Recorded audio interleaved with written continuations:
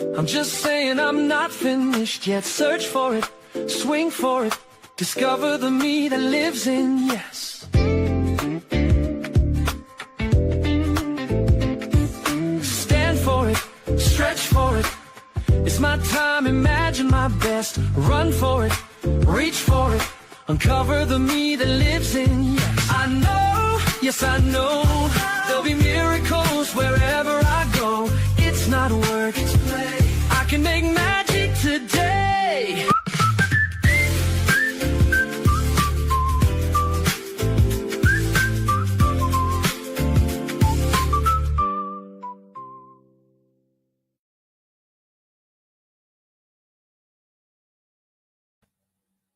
Hi everyone, welcome to Senior Nation.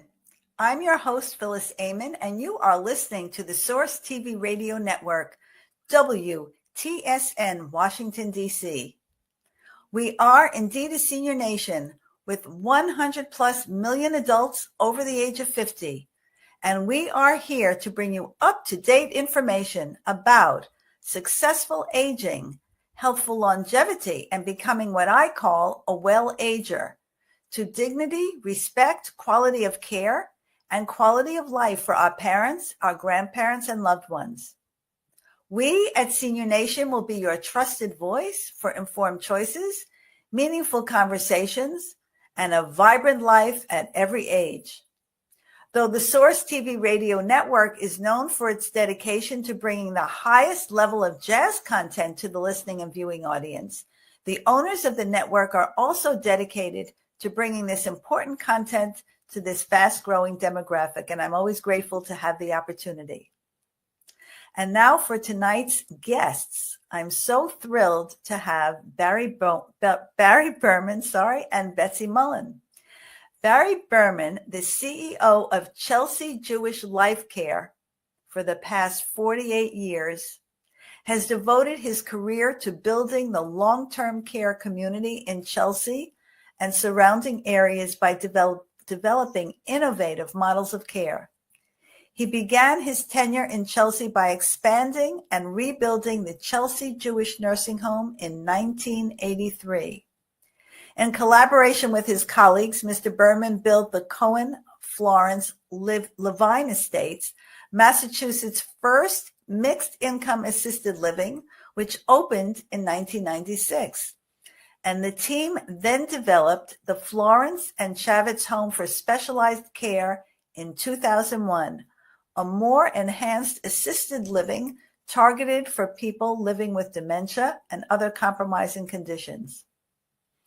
But Mr. Berman is also responsible for developing the award-winning Leonard Florence Center for Living, the first urban greenhouse model nursing home in the nation. The center, which opened in February 2010, provides skilled nursing care in a home environment to older adults and those with medical and physical disabilities. 2 of the greenhouse homes at the Leonard Florence Center for Living were originally dedicated to those with ALS, Lou Gehrig's disease, and MS, multiple sclerosis. Also tonight with Mr. Berman is Betsy Mullen. Betsy is a registered nurse who serves as the Chief Operating Officer of Legacy Life Care. She has over 48 years of experience in the healthcare industry, working in settings across the healthcare continuum. Ms. Mullen also oversees operations at Legacy Life Care.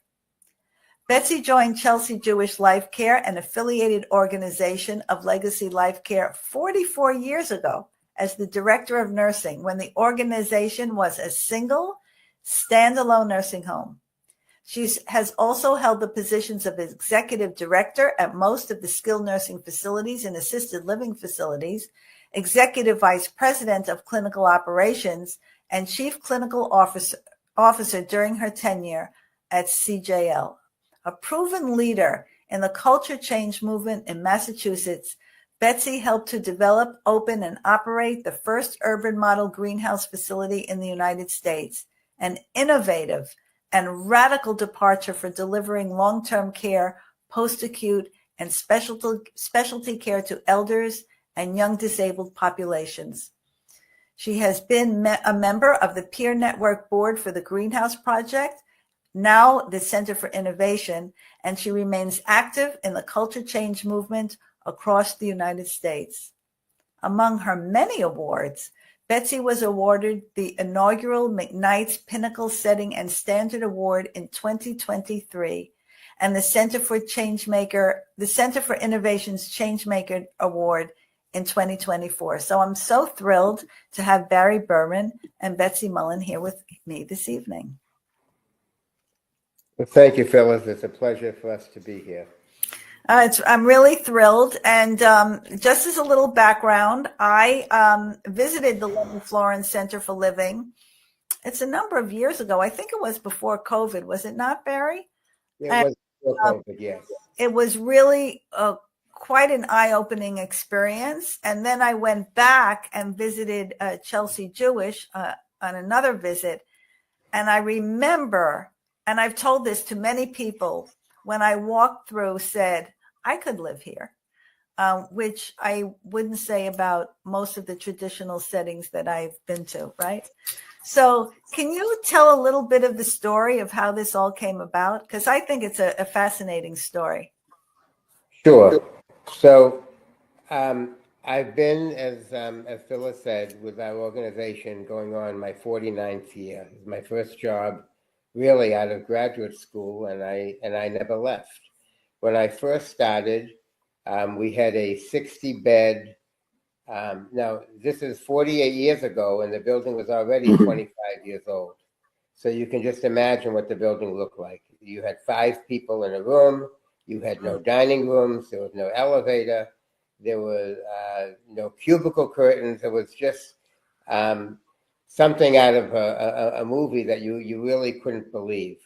And at 23 years old, when the trustees were interviewing me, I said, the only way I would consider taking this job, because I just received my license, is if you promise we're going to tear this down and build a new nursing home.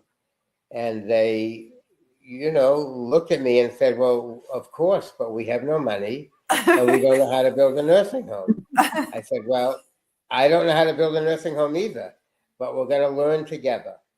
And the rest is history. So that building, we did tear it down, and we bought 2 pieces of land adjacent to it because we had to do something with the residents. So we built a new nursing home, then moved the residents over. And for about 20 years, I was the administrator of that nursing home. Betsy, I had the good fortune that my wife is a nurse, and my wife worked with Betsy.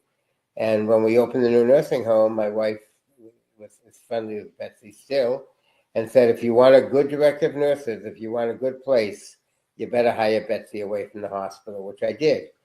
And we've been working together ever since. Cool. And, at 22, 23 years old, you haven't had any knocks in life yet, and you really don't even know what life is. My parents were very healthy. They were in their 50s. They'd be in Florida. They'd be, doing wonderful things, and life was good. But as you get older, I'm now 72, and as you get older, you look at life totally different. So my mother was living in our assisted living in Chelsea. She had a stroke, and she was doing okay, and she developed pneumonia. And in her assisted living apartment, she couldn't go back there right away. She needed some short-term rehab. She needed some IV therapy. She needed to be built up. So she came to my nursing home. Now, Betsy was the director of nurses. I was the administrator. Year after year after year, we were deficiency-free, and we thought we were doing a great job. We thought we were doing a great job. I love this part of the story, by the way. I was hoping he was going to get to this part of the story, right? Because everyone wanted to come there by 10 o'clock in the morning. Every room was immaculate. Every bed was made with the same matching bedspreads. It looked like like a hotel. It just looked like this sterile, clean, efficient run organization, which it was. And when my mother had developed her pneumonia, she had to come to my own nursing home where I was the administrator for a couple of weeks for rehab. And 2 days after she was there, I saw her every day, but 2 days after she was there, I went up to see her, and she was not in her room. And I went into the dining room. There were about 15 residents in the dining room, and my mother wasn't there. Now, I wasn't afraid she had eloped because she couldn't walk. She was in a wheelchair. So I went back to her room, and again, she wasn't there. So I went to the nurse's station, and I said, do you know where my mother is? And they said, well, Mr. Berman, she's in the dining room. So I went back into the dining room. Again, I scanned the dining room, and my mother's not there. Now, you have to understand, I was not one of these children that saw their mother once a year at Thanksgiving and couldn't recognize her. I saw my mother every single day. And again, she wasn't there. I went back to her room, went back to the nurse's station. They said, Mr. Berman, she's in the dining room. So I went back to the dining room, scanned again, and I'll never, to this day, I get the chills now even telling you the story. To this day, I'll never forget the feeling. I saw this old woman, lifeless, slumped to the side in a wheelchair, with no expressions whatsoever. And I said, oh my God, look what my own nursing home did to my own mother. And I panicked. And I called Betsy, and I said, Betsy, I don't care what rule I break. I don't care what happens. My mother's getting out of here. Now I'm talking about my own nursing home that I saw was such a great place. Right. I know. I know this. I know this story inside and out. Trust me. I said, she's getting out of here, and she's going back to her assisted living apartment. And Betsy knew I was serious. I said, Betsy, make it happen. And she went back that same day. We gave her IV therapy in her apartment, which we're not supposed to. I didn't care. It was my mother. I didn't care about the rules at that time. But after that all settled down, Betsy and I started to talk. And I said, other children don't have the ability to what I had. They don't have an assisted living. They don't have a Betsy Mellon. They'd be stuck in a nursing home watching their parents wither away. And I said, if I'm going through this, other parents, other children are going through this with their parents. And from that moment on, Betsy and I were committed to find a better way to care for elders in a nursing home. And go ahead, Phyllis. No, so I was just going to say, which I've said throughout the years, it's a mindset issue. It's just about mindset. What do you really want?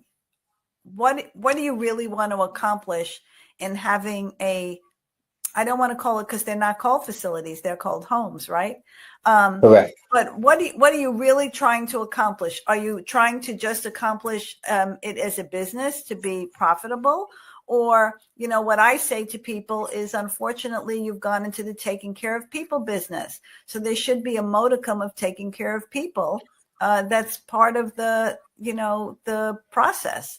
And of course, I'm sure most viewers and listeners, if they've ever known anybody who's been in a nursing home or had somebody in a nursing home, the traditional nursing home is, it's just kind of like what you said. You walk in, you see people sitting lifelessly. I mean, maybe some are a little better than others, maybe, or a little different, but nowhere near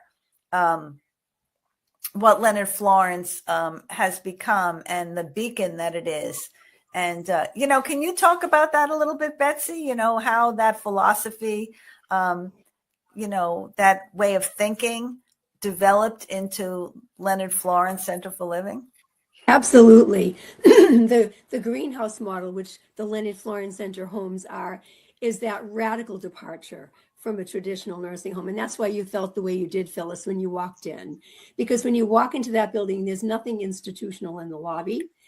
And when you go upstairs, there are 10 individual homes, completely separate. So what happens in one home doesn't affect what happens in the other home. And every resident there has their own private space. They have their private bedroom. They have their private bath and shower. They share a wonderful community space of a living room, dining room, and kitchen, just like all of us have in our home. And the meals for the residents that live in that house, we happen to have 10, but in a greenhouse model, you can have up to 12. And those 10 residents, their meals are prepared in that home. So what I want, I can get in my home, even though another home might be having something else. In a traditional nursing home, pretty much everybody's getting the same thing, and maybe you'll get a second choice, Right. and have an option, but that isn't the way it is there. It absolutely is person-directed care. There's choice. I call it the rhythm of the day. Every one of us, the three of us, have a different rhythm Right. of the day. Every resident has a different rhythm of the day, and they're allowed to live by that rhythm. They can sleep late and have their breakfast when they get up. They can get up early, and like me and Barry would get up in the morning and have a cup of coffee, or at 4:00 in the morning or 4:30 in the morning. And the staff know the residents well. I think so much is about relationships and about the right staff that you have there. We've been fortunate over our career, Barry and I, to have great staff, and we can talk about that later, but we spent a lot of energy and put a lot of effort into having staff, our most valuable asset. But in the houses, the staff know the residents well. They know what they want, when they want it. They know the rhythms, and they are truly houses. And if you go house to house and visited all 10 of them, you could almost see different personalities in the house because of the people that live there. So it's a very unique experience, and the quality of care and the quality of life is very different. And we're pleased to be able to do that for people. Yeah, like you said, when I went there, it's a home environment. As a matter of fact, if I remember correctly, are there doorbells or there are doorbells, mailboxes? Right, exactly, just like you have in your home. I mean, it's really quite incredible, and the roles that people play are a little different than a traditional nursing home. Is that correct? Can you talk about that? I mean, whichever one of you wants to talk about that. The roles are a little different, right? That is correct, because you have they're called the Shabaz or Shabazim for plural. They are the universal worker that provides care, but also cooks the meals and does housekeeping, does the laundry, personal laundry. So there's no issues with people losing their laundry and things like that. Nothing gets mixed up. Everyone has their own personal laundry set up. Their laundry is washed separate from everyone else's. And the staff has to be comfortable with that. And they can plan they can be group activities in our setting, because we have the downstairs area where people congregate, but they can be individual activities, group activities in the homes. And the Shabazim are responsible for working and doing that with the residents that are there, and can do it because they know them so well. So Barry, my question for you is, because I'm sure a lot of people listening or watching might think, well, this is probably, the cost of this is probably something that's astronomical, not something that is typical for most long-term care or skilled nursing environments, which are mostly funded by Medicare and Medicaid. So can you talk a little bit about that? Well, sure. This building is probably 85% Medicaid, including the specialized houses, which we'll talk about in a few minutes. We are a nonprofit, 501c3, so we did a lot of fundraising, and there's two secret sauces that we have for our success. One is we keep our debt service as low as possible. We don't have a lot of debt. And when you don't have a lot of debt, then you can survive with a lower form of reimbursement. The other thing is we've never, even during the pandemic, we've never ever used agency help. We've always had our own staff. And, agency help is very expensive. And we have very little turnover, and turnover is very expensive. So when you take those three parts of a formula, the numbers do work. Do we have to be careful? Of course. but the numbers work, and we've made it work, and we're open 16 years this February, and February. we're doing quite well. So, I think an important ingredient in this, and you and I have talked about this, and I happen to know your philosophy, is how you treat the people and care for the people who work with you. I won't even say for you, who work with you in service to the people that are living in the residence. And I think that I'd like you to talk about that because. Well, I mean, it's such common sense, because while we're on this, radio broadcast, we're not in the buildings, and you have all these residents being cared for by amazing people. Right. And it's your staff that will make or break your organization. And, I always equate it, if you go out for dinner and the food is just fair, but you have a lovely waitress, you can still go home and say, we had a nice evening. And the same is true if you go and the food is delicious, but you have a horrible waiter or waitress, you leave there saying, this was a horrible evening for us. So it's all about the staff. It's the staff make or break your organization, and we're just very, very fortunate. So Denise has a question. She says, have you integrated smart technology for safety, fall detection, automated lighting, sensors, etc.? So the technology is a huge discussion, which we could take 2-3 hours on. So I'm gonna let Betsy condense our entire discussion about what our smart technology is. Hopefully within in 10 minutes. As best I can, we use obviously automatic lighting and sensors and things like that. We don't specifically use fall detection, but the biggest technology that we use is called a PEAC program, all capital letters, PEAC, and there's a whole YouTube video about the programming. But what that does, it allows residents that would not be able to use a call light or other kinds of regular routine things for calling for assistance, to use that for their daily life. When we talked about the different populations that we serve, it includes people living with ALS, living with MS, people living on ventilators. They all have a smart technology computer that is attached to their wheelchair or attached to a special device while they're in bed. And with that smart technology, they can call for assistance, they can watch TV, they can call their families, they can control anything in their room that is controlled by an automatic on and off switch, including their blinds, their lighting, their heat, their TV. It's amazing technology.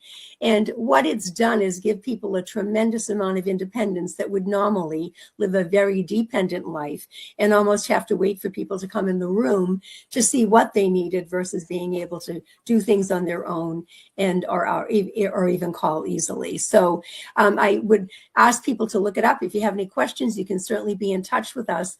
But it's quite remarkable. You will see residents who are using eye gaze technology only, driving their own power wheelchairs, going on and off the elevators, controlling the floors that they're going to, opening the doors to their individual homes. It's you've probably seen it, Phyllis. It's quite remarkable going through this experience. It is, and as probably one of the most disabled individuals I've ever known can literally just move one eyebrow. That's it. He has ALS.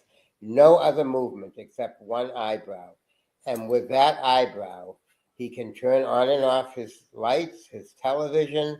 He can lower the shade. He can change the thermostat in his room. All with that one little bit of eye movement. Right. So and, Tyler says, do you have enhanced wellness, biophilic design, VR, specialized fitness? We do certainly have specialized fitness types of program like yoga, meditation, things like that for the residents to do. Yes, the others not specifically. So, as you're talking about, about people on ventilators and what they have at their disposal, and how it helps them be as independent as possible in this living environment. I'm just shaking my head because, that's been an area of specialty of mine for many, many years, working with people who are dependent on mechanical ventilation. I've worked in many facilities that have those units, and it is exactly that. I mean, I hate to say it, but, in some places it's like a warehousing people. I hate to say it that way, but really that's what it is, with very little interaction, very little care, very little getting in and out of bed.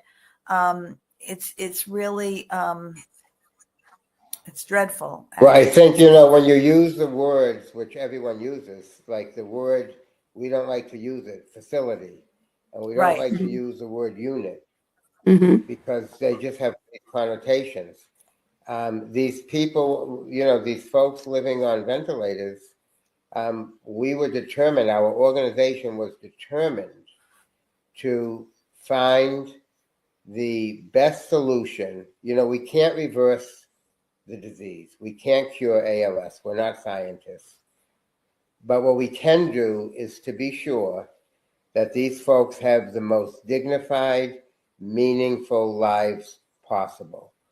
And we have an outward bound program that no longer is someone on a ventilator who's on Medicaid, no longer are they missing their child's graduation.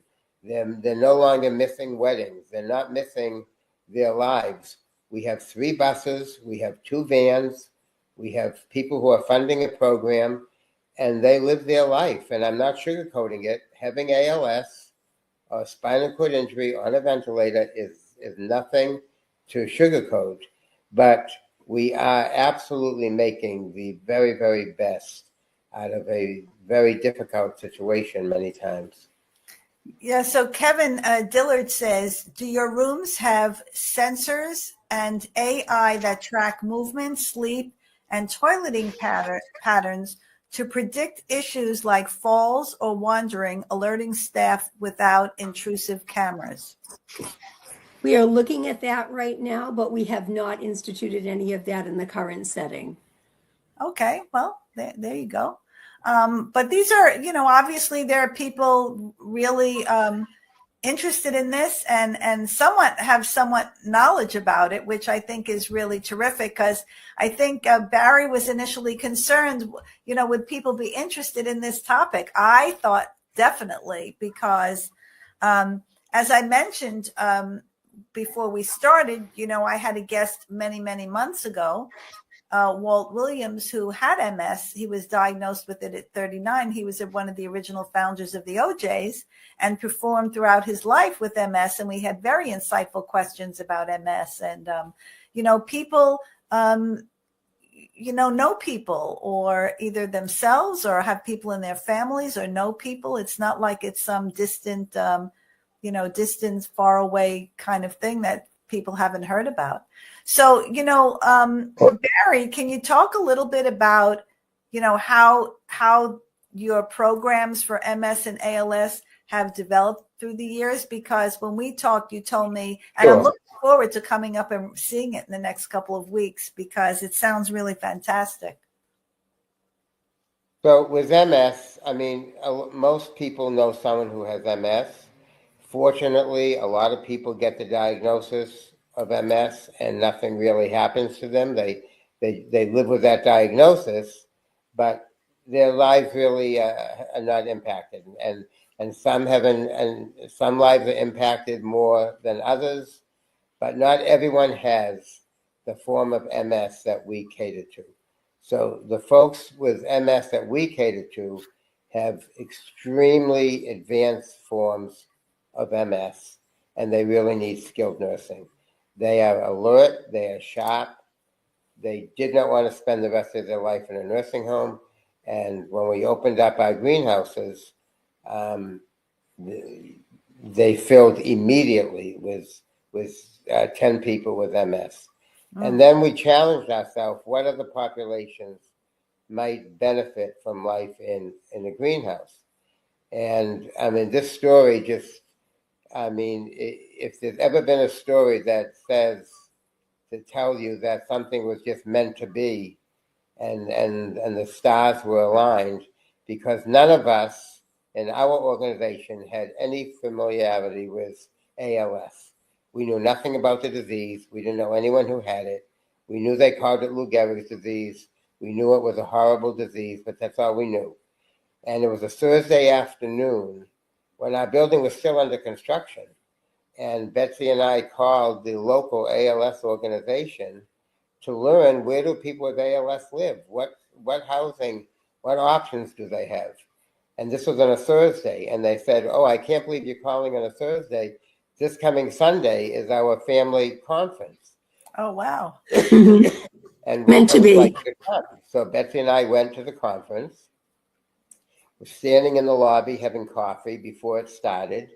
And Betsy heard this woman say, I'm here with my nephew. He was recently diagnosed with ALS. He's single. He's petrified to end up in a nursing home. And he's here to see what options there would be for him. And Betsy turned around and said, well, that's why we are here. And at the time, Steve, this is going back about 18 years ago, Steve was walking with a cane.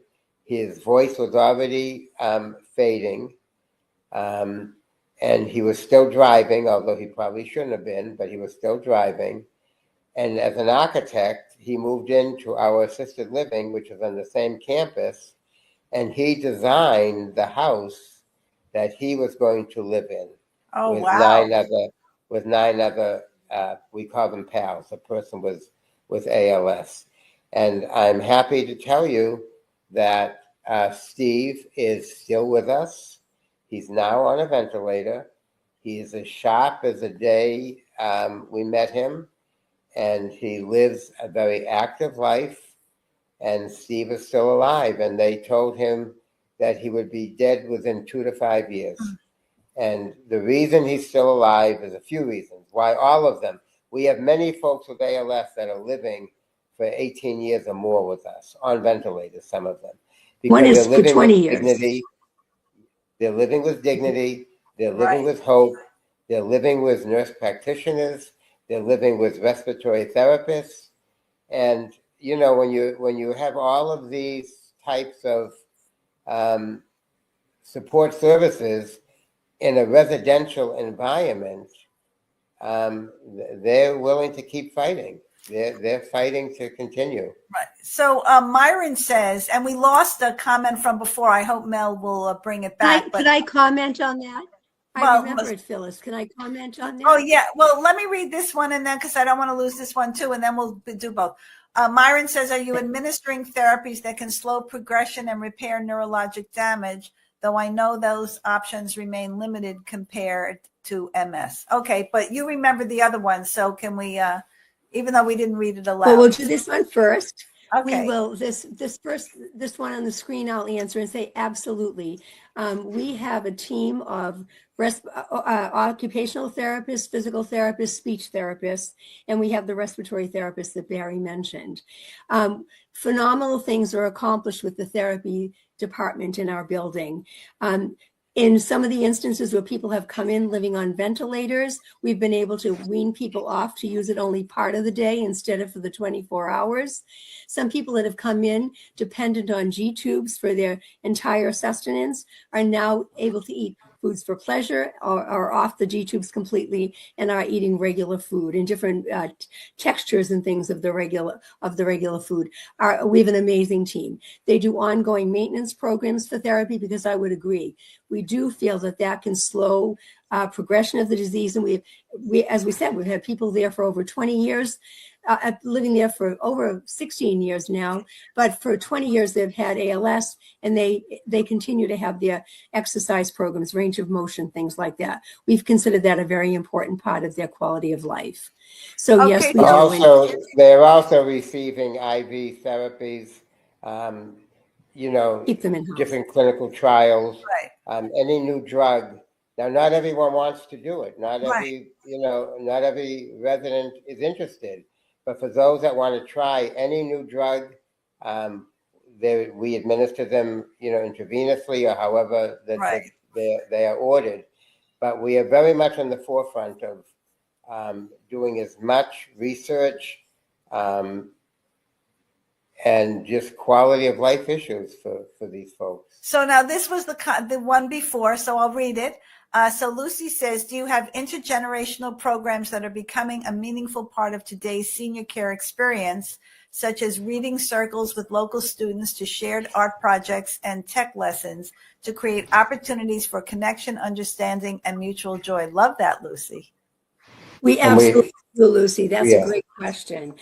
We have relationships with the grammar schools and the 2 high schools that are very close to our building in Chelsea.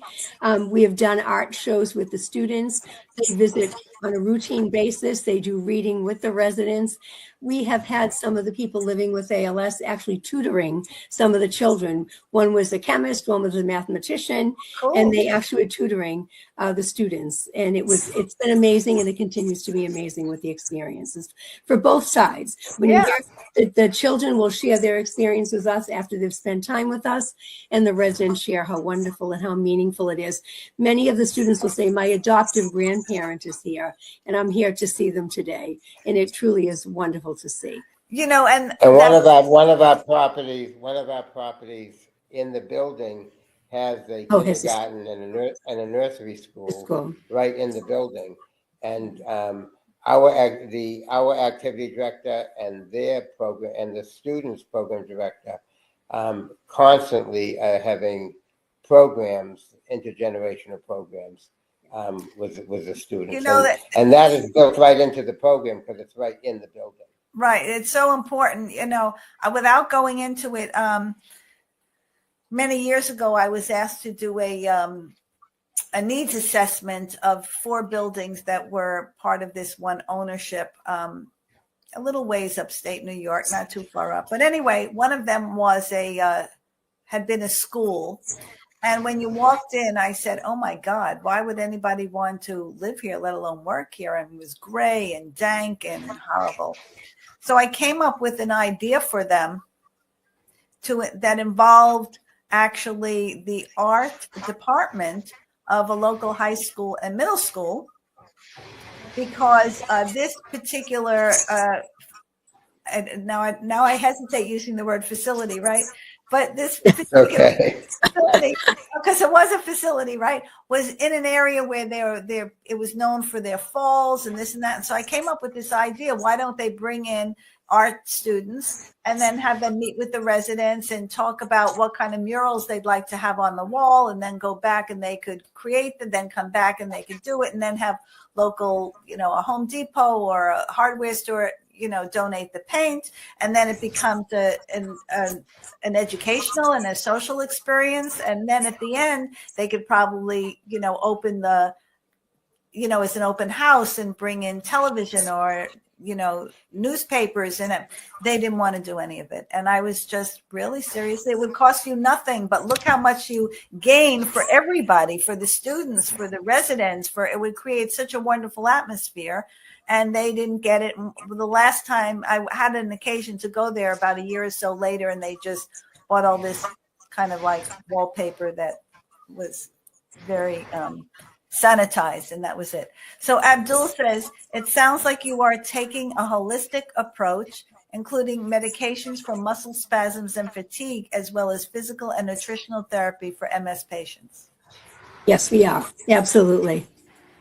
That's absolutely terrific. And, that is interesting that Abdul mentioned that, because I was thinking that also, are there special recommended food items or diets or, certain ways of eating that are considered better for, different levels of MS or ALS. I mean, I know as it advances, people have swallowing difficulties, and, that's my area of expertise. That's another issue. But what about the food itself? Is it a particular, I don't want to call it traditional now, but let me tell you a story. So we had this gentleman had a very severe spinal cord injury, an accident, a total quadriplegic. He was in an extremely substandard building before he came to us. He did not receive the proper rehab. And when he came to us on a ventilator, and he had 2 or 3 stage 3, stage 4 decubiti. He was on a feeding tube. He was on the ventilator 24 hours a day. He had not had a shower in a year and a half that he was there. He had not been out of bed in a year and a half. He had no call system to call for anyone. And when we opened up one of our ventilator houses, his mother literally pleaded with our admission person to please come out and see him, which they did, and they were horrified. So David is now living with us. The first thing we did was help David to have a shower. And the first thing he said was, I don't care what else I do. Can I just sit under this warm water for a half an hour because I haven't had a shower? And then they started to work with David. And the first thing they did was we had our respiratory therapy department evaluate him, and they determined there was no reason for him to be on a ventilator 24 hours a day. I'm not surprised, but go ahead. He really needed to be on it at night to give his lungs a rest. So during the day, he was now off the ventilator. When you're off the ventilator, you can talk and you can eat. So his quality of life was just changed. Then our speech and language department and dietary and nursing evaluated him and said, why is he on a tube feeding? He can eat, he can swallow. So they DC'd the tube feed eventually, started him on a puree diet, advanced him to a chopped diet, and he's now on a regular diet. And he has a computer, and he has a power wheelchair, and he'll go out to his favorite Celtics games. He'll go to the Red Sox. Again, I'm not sugarcoating any of this. I'm not saying David's life is wonderful. I can't change what happened to David, but what we can do is to give David and others like David the highest quality of life and the most meaningful life that is available to them. And that's so when you talk about, we're doing special things with diets, yes, very, very, very much so. I have to say, so, we mentioned Bill Thomas before this started because he started, the Eden Alternative and the greenhouses, right? And when I read his book, Life Worth Living, God knows how many years ago, right? When I first read the book, I said, oh my God, how'd this guy do this? Well, of course, if you meet Bill Thomas, you probably could see how he did it, but that's besides the point. He's a very dynamic guy and persuasive and extremely smart. But I said, how did he do this? I mean, I can't get people to change a consistency in a building. I mean, I'm fighting tooth and nail to introduce a different consistency or do things in a little bit of a different way so that it gives people a higher quality of life, right? And a higher level of satisfaction. And I can't even get to first base. And so if I told you I won't bore you with the details now, but if I told you some of the stories, I'm sure you've heard them or know of them. They're horrific, absolutely horrific. So, to be able to, even I'm thinking as a professional, be in a place where you can do that so easily is really something warms my heart. It's interesting. When I first started, and Betsy and I were designing the new nursing home, so we were designing it for our grandparents, and then we were designing assisted livings 15 years, 20 years later for our parents. And Betsy and I, when we were designing the one at Florence Center, Mhm. we were designing it for So- ourselves. This is I for us. mean, we were in our 70s. And even though we had top-notch architects, we took a very, very, very common sense approach. And Betsy and I would sit down at the kitchen table and we'd say, okay, forget about what the architects are saying. Forget about the DPH regulations. We'll follow those because we have to. What is it that we need? What is it? You know, I knew I wasn't going to be old that day, but I didn't know I was not going to have MS or ALS or some kind of an accident. Your life changes on a dime. And I said, what would we need? And we said, well, we would need to have no schedules. We'd need to be able to get up at 4:30, 5 o'clock, 10 o'clock in the morning, whenever we want. We would want to have a hot breakfast, not toast made in a basement an hour and a half sooner, not, Soggy. not a rubber hard-boiled egg. We would want. It's not funny. I'm egg- laughing, but it's not funny, right? Well, that's still happening. Right, I It's know true. it. It's unfortunate. No, it is. It's We an. would want, you know, eggs made our way, hot, with a hot slice of toast. Orange juice should be cold, not lukewarm. Eggs should be hot. You know, cold things should be cold, hot things should be hot. And if the kitchen is right there, and then what else would we need? We would need meaningful activities. We would want to be able to get out. We'd want to live our life the best way we could. Right. And that's how we designed it. And, you know, we Mhm. won awards for being innovative. The secret is we're really not innovative. It's all common sense. Correct. Everything we've ever done in that building is not innovation. It's just human decency and pure common sense. And I think that, you know, when I said earlier, it's a mindset. It's what's the mindset? Is the mindset about caring for people in a way that provides dignity and quality of life? Or is the mindset, how much money can I make from this? I mean, that's the key difference, I think. And Barry, talk about a little bit your approach to the people who work with you, because I think that's an important. It is an important. Not I think it's an essential. It's an important ingredient, but it's essential if you want to have the level of success in an environment that you have.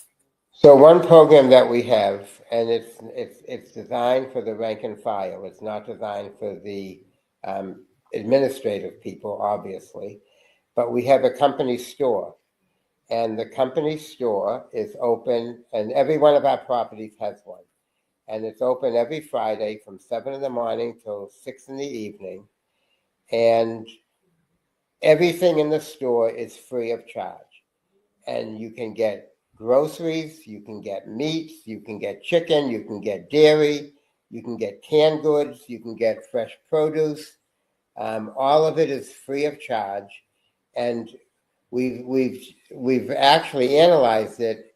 And your typical nurse's aide, housekeeper, dietary worker, whatever, can get about $180 a week of free groceries. So And how that do you is do that? Well, again, when you don't have turnover, when you don't have agency help, there's money. It's available. We get the food from a local food bank, so our food store is open to the community, and it's just it's the right thing to do. So Dan says, where is the money coming from for all of these programs? It simply can't be only from patient revenue. Correct? No, of course not. A lot of it is fundraising and philanthropy, and families that will sponsor something. Mhm. Absolutely, it cannot come from revenue, of course. All the extras that we do is from philanthropy. But like you're saying, you don't have the turnover. You have the staff. You know, when I came there and I spoke to people, and I'm not sugarcoating this either, and I'm not saying this because we're on this, you know, broadcast together. everyone had the most wonderful things to say about you, Barry. And that's, listen, I could walk into plenty of other buildings and I would hear a lot of other things about the people that with the administrator or the ownership or the, executive level, but that was not the case. There was not one person who didn't have the most wonderful things to say about you, about the environment they're working in, about it was really quite incredible. I never So experienced. thank you. And we have staff that have been with Betsy and I for 35, 40 years. 40 years, I yeah. mean, Mhm. without you, I can't stress it enough. Without the right staff, caring staff, you really have bricks and mortar. You have nothing. Correct. I mean, we could not have our nursing homes, our greenhouses operate the way they do without the right caring staff. And I often say that when people say, oh, they complain about the staff or the morale or whatever it is, and I say, when you finger point, there are 3 other fingers pointing back at you. So you may want to think about those 3 fingers. What are you doing to contribute to the situation? Right? It's almost, well, it's very different and off topic, really. It really is similar to when you're caring for people with dementia. People talk about dementia behaviors and what those people are doing and all of this kind of thing and how they're, whatever they're doing. And I say, yeah, but what's the environment? What was the catalyst that caused that? I mean, did it just come out of the blue, or what else happened that made that person all of a sudden respond in that way? So it's the same kind of thing to me. Why is the staff have such low morale? Why are they, not interested in, going the extra mile? I worked with a young fellow administrator many years ago, and obviously I'm still talking about him. And his philosophy was, if I could do it, you could do it. It was a small nursing home, about 160 beds, a rather nice little place. And it went from not-for-profit to for-profit. And yes, they were for-profit. I'm not saying no. But his philosophy was, I don't want to hear anybody say that's not my patient, that's not my side. Somebody, your aide is at lunch, at break. I don't want to hear anybody say it. If I could do it, you could do it. He would answer call bells. He would answer telephones. If he saw something on the floor, he'd pick it up. If it was, a hot day and there was a barbecue, he'd hand out juice. If somebody wasn't available to help somebody get their belongings into a car when they were leaving, he would help them. So, obviously that creates an atmosphere where people say, okay. I just in a totally different industry, I just read an article about, I don't remember his name, but it's a major multi-million, it might be billion, I don't remember. It's a waste management company out of Texas. And I think his last name was Fish. Doesn't really matter what his name was. But anyway, the article said, what did he do? He would take shifts with people. It was like undercover boss kind of thing, but he did it openly. He wanted to know what the rank and file were saying. What were their experiences? What were their complaints? What were they happy about? And people thought he was crazy. He said, this is the best thing I can do. How am I going to find out really about my company unless I find it out from the people who are working in the company? Many times you'll see Betsy and I out of our office, just sitting in the greenhouses, observing. Mhm. But I don't want our viewers and our listeners to think we don't have issues and we don't have problems. Of course we do. We're managing 1,800 employees, so you of course we have HR issues. It is far from perfect. I can only tell you that we try our very best. We spend as much energy and resources and kindness to our staff as much as we do to our residents, because we realize so definitely that without the caring staff, and they will see Betsy, because she's a nurse, Betsy can answer a call light, go into someone's room. I mean, I won't do that. I will stand outside because I'm not a nurse. I will stand outside the room and I will be sure that someone is coming right away for that call light. Betsy will answer a call light as a nurse. She will do that, even though she's now the, chief operating officer. Right. And the staff will see that. The staff know that we would do anything for our residents, and we would do anything For them. And That's the key. And we That know our staff.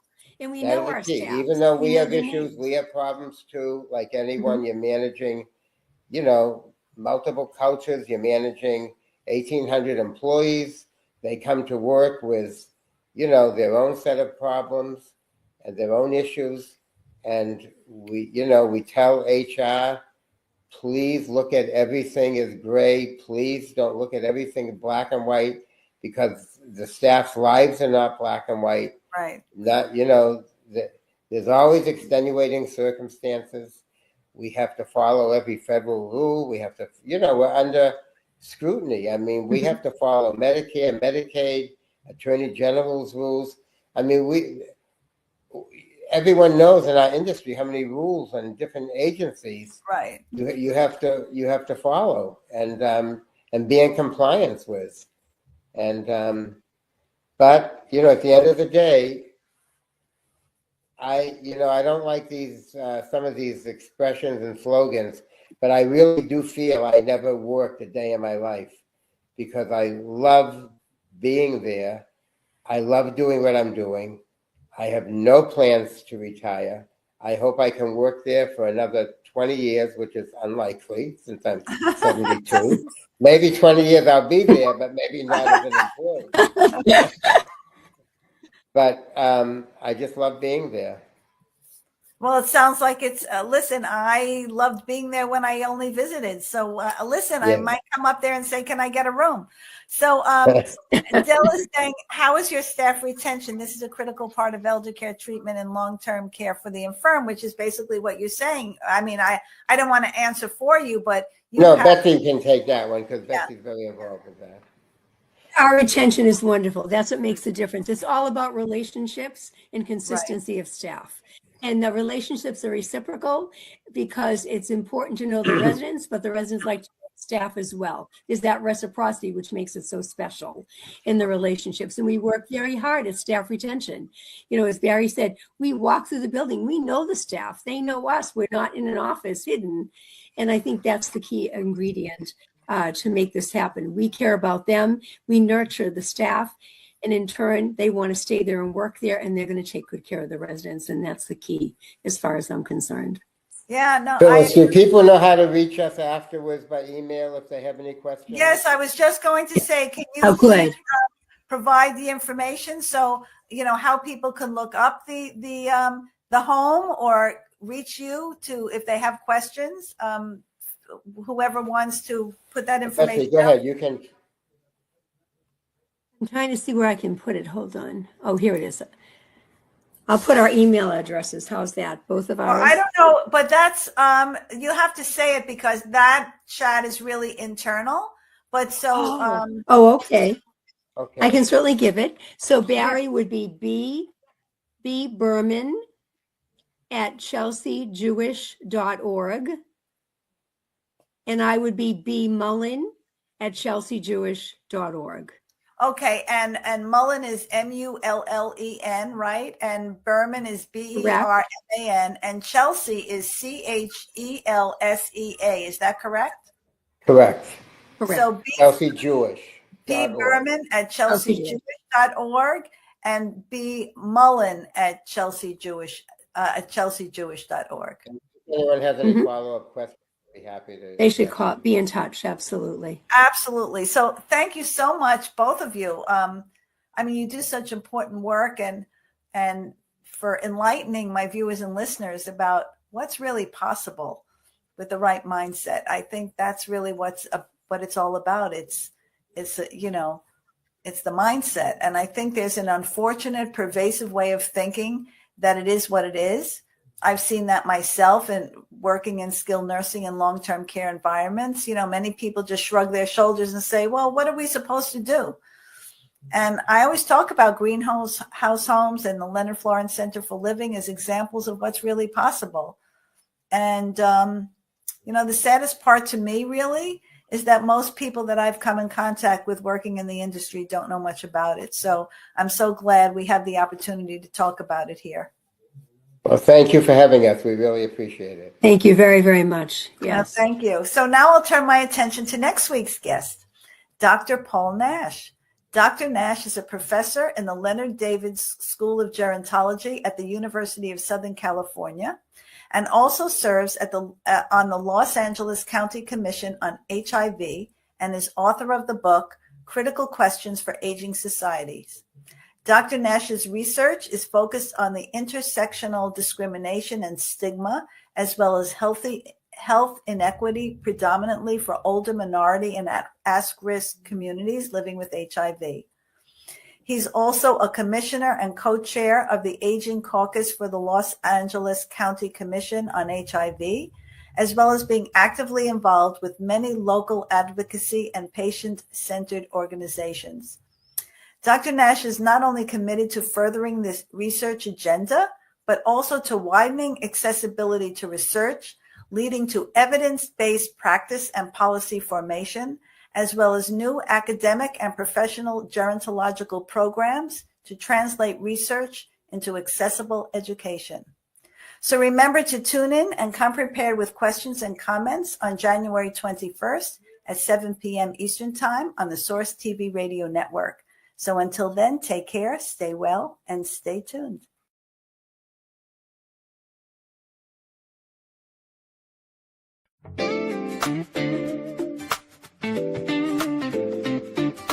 Go for it. I'm just saying I'm not finished yet. Search for it, swing for it. Discover the me that lives in yes. Stand for it, stretch for it. It's my time, imagine my best. Run for it, reach for it. Uncover the me that lives in yes. I know, yes I know. There'll be miracles wherever I go. It's not work, it's play. I can make magic today.